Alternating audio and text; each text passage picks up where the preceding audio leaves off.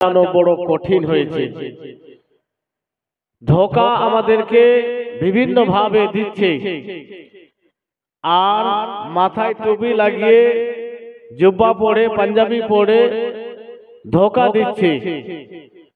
কেউ অমুসলিমদের কাছে ডলার খেয়ে, খ্রিস্টানদের কাছে ডলার খেয়ে ইসলাম আমাদেরকে, আমাদের সমাজকে বিভ্রান্ত করার চেষ্টা করছে। যেহেতু তারা ডলার পাচ্ছে অনলাইনের মাধ্যমে, বিভিন্ন মাধ্যমে সোশ্যাল মিডিয়াতে এসে উল্টাপাল্টা বকে আমাদের ইয়ং বন্ধুদের ঈমানকে নষ্ট করার চেষ্টা করছে।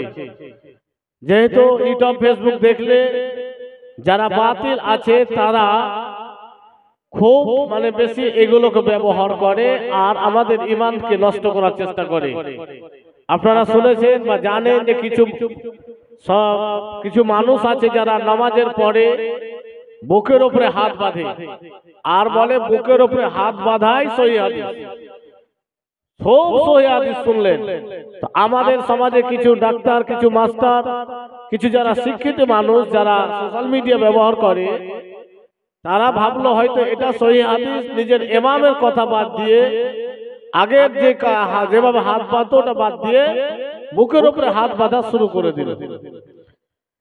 গত কয়েকদিন আগে পৃথিবীর সমস্ত আহলে হাদিসদেরকে আমাদের মুফতি আবু বকর মিসবাহি সাহেব, কলকাতার মিটিয়া ব্রিজে উনি থাকেন, উনি একটা চ্যালেঞ্জ করেছেন যে বুকের উপরে হাত বাঁধার যদি সহিহ মারফু হাদিস একটা কেউ প্রমাণ করে দেয় তো কয়েক লক্ষ টাকা উনি ঘোষণা করেছেন। আর ওই চ্যালেঞ্জে আমিও অ্যাড করেছি যে উনি 2 লক্ষ দিবেন, আমি আর 3 লক্ষ টাকা দিয়ে 5 লক্ষ টাকা দেব। তাহলে যেই চ্যালেঞ্জটা হলো কেন, যে আমরাও কোরআন হাদিস কিছু জানি, তুমি গলার জোরে মাইকে উঠে বা সোশ্যাল মিডিয়াতে বসে বলে দিলে যে বুকের উপরে হাত বাঁধা সুন্নাত, বুকের উপরে হাত বাঁধা সুন্নাত, এর ছাড়া আর চলবে না। তো বেরাদার ইসলাম, ওদের একটা হাদিস আছে কিন্তু হাদিস সহিহ পর্যায়ের হাদিস নাই, মারফু পর্যায়ের হাদিস নাই। ওরা দুর্বল হাদিসকে আমল করার আমাদেরকে বলছে দুর্বল হাদিস। তো আজকের এই জলসা থেকে এই চ্যালেঞ্জটা এখনো মিসবাহি সাহেবের আছে, আপনাদের কানে আমি দিয়ে দিলাম। যদি কেউ এটা বলে যে বুকের উপরে হাত বাঁধতে হবে, তো ওটা তাকে নিয়ে আসবেন, বসাবেন, খালি নাম্বার থাকবে আমার, নাম্বার নিয়ে নেবেন, বসার দায়িত্ব আমার। মুফতি সাহেবকে হাজির করা কি করতে হবে, দায়িত্ব আমার। তো বেরাদার ইসলাম, আমাদেরকে কি করতে হবে? আমাদের ঈমানকে বাঁচাতে গেলে ফেসবুক থেকে, ইউটিউব থেকে, বক্তব্য থেকে না, পড়তে হবে আমাদেরকে। বাংলায় কিতাব বেরিয়েছে বা আপনার ইমাম সাহেব আছে বা মাদ্রাসা আছে, আপনি যান, কিছু কিতাব যেমন কানজুল ঈমান একটা বাড়িতে রাখেন, তামহিদুল ঈমান বাড়িতে রাখেন, জাল হক বাড়িতে রাখেন, কানুনে শরিয়াত বাড়িতে রাখেন, বাহারে শরিয়াত বাড়িতে রাখেন। এই 1.5 থেকে 2,000 টাকা বা 1,500 টাকার বাজেটের কিতাব রেখে আপনি পড়ুন, নিজে পড়বেন। আপনি পড়ে যদি আল্লাহ আপনাকে হায়াত দিয়েছেন, আপনি বাঁচলেন, আপনার পরে আপনার স্ত্রী পড়বে, আপনার বৌমারা পড়বে, ছেলে পড়বে, আপনি ওই কিতাব কেনার কারণে নেকি পেতে থাকবেন। জোরে বলেন সুবহানাল্লাহ। তো কি এটা করা যাবে না? কেন আইয়ুব সাহেবের কথা শুনবেন আর কাউর কথা শুনবেন? আপনাকে প্রত্যেক নরনারী, প্রত্যেক মুমিন মুসলমানকে জ্ঞান শিক্ষা করা ফরজ আছে, ইলমে দ্বীন শিক্ষা করা ফরজ আছে। তাই আপনাকে ফরজ যেহেতু আছে, আপনাকে অনুরোধ করব আপনাদেরকে যে কিতাবগুলো বাড়িতে রেখে নিজে পড়ুন, তাহলে আপনার ঈমান হিমালয় পর্বতের মতো স্থির মজবুত থাকবে। পৃথিবীর কেউ, কোন শয়তান আপনার ঈমানকে নড়বড় করতে পারবে না। তো বেরাদার ইসলাম, আমাদেরকে জ্ঞান অর্জন করতে হবে।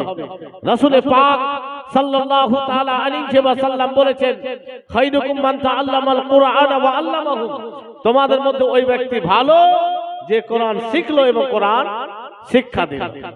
তো আমাদেরকে কোরআন শিখতে হবে এবং কোরআন শিক্ষা দিতে হবে। ব্রাদার ইসলাম, আমার আগের বক্তা বলছিলেন যে শুধু বছরে জালসা করে নিলে হবে না, শুধু জুমার নামাজ পড়ে নিলে হবে না, ঈদের নামাজ পড়ে নিলে হবে না। আমাদের আসল হলো যেটা আমাদের জ্ঞান। আমরা সব দিক দিয়ে পিছিয়ে। আমাদের মধ্যে ডাক্তার আছে, সে মতো ইঞ্জিনিয়ার, প্রফেসর।